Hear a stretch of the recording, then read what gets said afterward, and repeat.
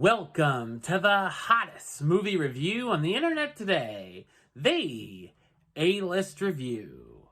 I'm your host, the Game Changer, Wes Troop, and it's time to go back to the couch. That's right, because this is a film that released, a few months back on Netflix, and also was playing in some theaters in limited release, and it's actually nominated for Best Picture. We got the Oscars coming up this month, and I have to review two more Oscar contenders after this one. But finally jumping in on this one. Leonardo DiCaprio and Jennifer Lawrence had an all-star cast. My review of the 2021 comedy Don't Look Up, coming up now.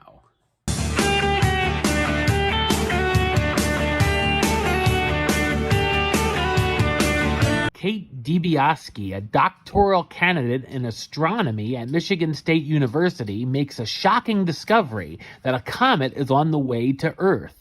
She and her professor, Dr. Randall Mindy, calculate that the comet will arrive to the planet in 6 months and could cause a worldwide extinction.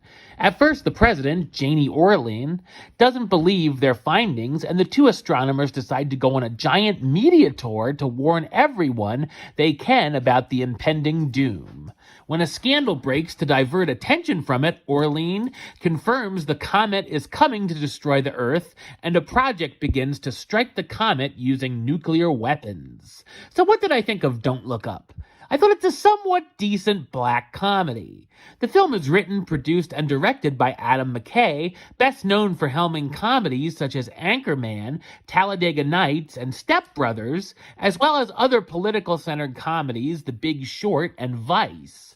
This film tries its hand at being a modern-day Dr. Strangelove, but the effort certainly doesn't compare to that.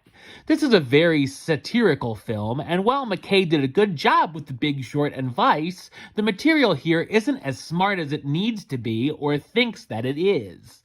It's very easy to see how certain audiences would either love or hate this film, showcasing how technology moguls can sway politicians, the media spin stories, political scandals popping up, and it is an allegory on the global warming crisis. While it's trying to inform, instead of being subtle, it comes off as way too preachy and beats us over the head with the material far too often, to the point where it seems like McKay is screaming at the audience with a megaphone.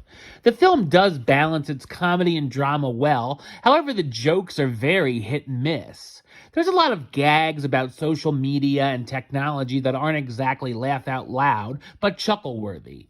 Some of the jokes also felt forced, and one featuring Kate complaining about getting duped out of free snacks gets old very quickly. The story can take some interesting turns, some that pay off and some that don't. There's also random subplots, pointless relationships, and even full characters who could have been left on the cutting room floor. The emotional moments don't really have quite the impact that they're going for either. The film also goes on way too long, and you can feel its 2+ hour runtime. One giant bonus of this movie being on streaming is the fact that I could fast forward the performance of Ariana Grande shrieking her song.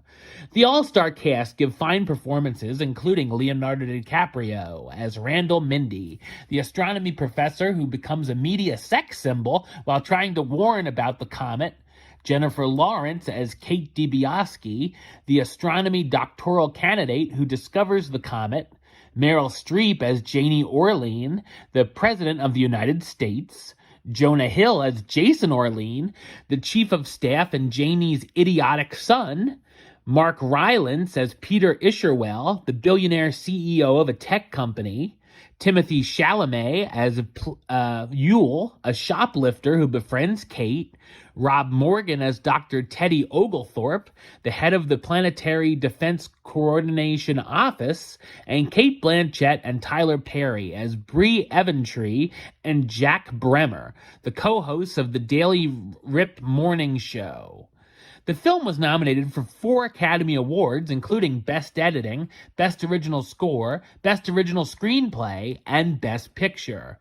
While Don't Look Up can be entertaining and has a great cast, it goes to the well too many times and feels like it's trying too hard. While I don't think it's worthy of a Best Picture nomination, I do think it's worth a stream, even if it just squeaks by for a recommendation.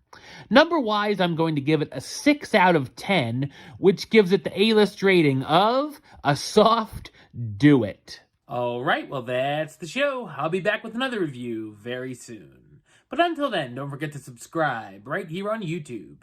YouTube.com/WestsideOf515.